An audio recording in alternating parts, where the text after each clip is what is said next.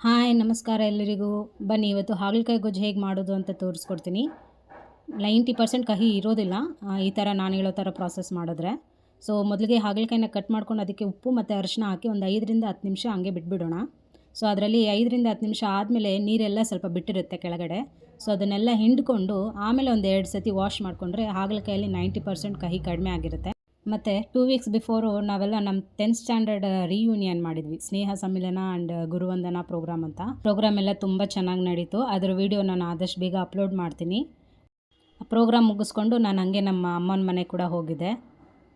ಮದುವೆ ಆದಮೇಲಂತೂ ಅಮ್ಮನ ಮನೆಗೆ ಹೋಗ್ಬೇಕಂದ್ರೆ ಏನೋ ಒಂಥರ ಫುಲ್ ಖುಷಿ. ಯಾಕೆಂದರೆ ನೈಟೆಲ್ಲ ನಿದ್ದೆನೂ ಬರೋದಿಲ್ಲ ಸರಿಯಾಗಿ. ಅದು ಪ್ಯಾಕ್ ಮಾಡ್ಕೊಂಡ್ನಾ, ಇದು ಪ್ಯಾಕ್ ಮಾಡ್ಕೊಂಡ್ನಾ, ಅದು ಇದು ಅಂತ. ಮತ್ತು ಹೋದ್ಮೇಲಂತೂ ಗೊತ್ತೇ ಇದೆಯಲ್ಲ, ಲೈಕ್ ಹೆಂಗೆ ಟೈಮ್ ಪಾಸ್ ಆಗುತ್ತೆ ಅಂತಲೇ ಗೊತ್ತಾಗೋದಿಲ್ಲ. ಮಾತಾಡಿಕೊಂಡು ಶಾಪಿಂಗ್ ಮಾಡಿಕೊಂಡು ಅವ್ರದ್ದು ಸ್ವಲ್ಪ ಏನಾದರೂ ಕೆಲಸಗಳಿದ್ರೆ ಅದನ್ನು ಫಿನಿಷ್ ಮಾಡಿಕೊಟ್ಟು, ಸೊ ಇದನ್ನೆಲ್ಲ ಮಾಡಿಕೊಂಡು ಹೇಗೆ 2 ದಿವಸ ಹೋಯಿತು ಅಂತಲೇ ಗೊತ್ತಿಲ್ಲ. ನಂಗೆ ಹೆಂಗಂದರೆ ಅಮ್ಮನ ಮನೇಲಿದ್ದರೆ ಹಸ್ಬೆಂಡ್ ಮನೆಯದು ಚಿಂತೆ. ಪಾಪ ಅವ್ರಿಗೆ ಊಟ ಏನು ಮಾಡ್ಕೊಳ್ತಿದ್ದಾರೋ, ಸರಿ ಹೋಗೋಣ ಬ್ರೇಕ್ಫಾಸ್ಟ್ಗೆ ಲಂಚ್ಗೆಲ್ಲ ಪ್ರಾಬ್ಲಮ್ ಆಗುತ್ತಲ್ಲ ಅವರಿಗೆ ಅಂತ ಅನಿಸುತ್ತೆ.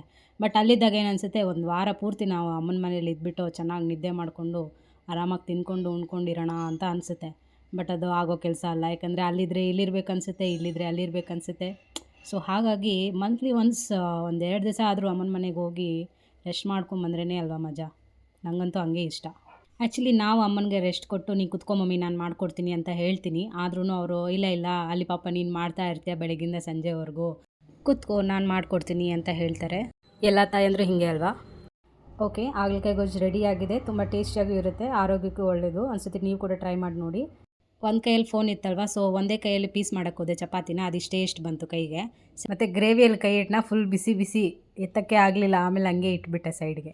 ಸರಿ, ಮತ್ತೆ ನೆಕ್ಸ್ಟ್ ವೀಡಿಯೋಲಿ ಸಿಗೋಣ. Thank you.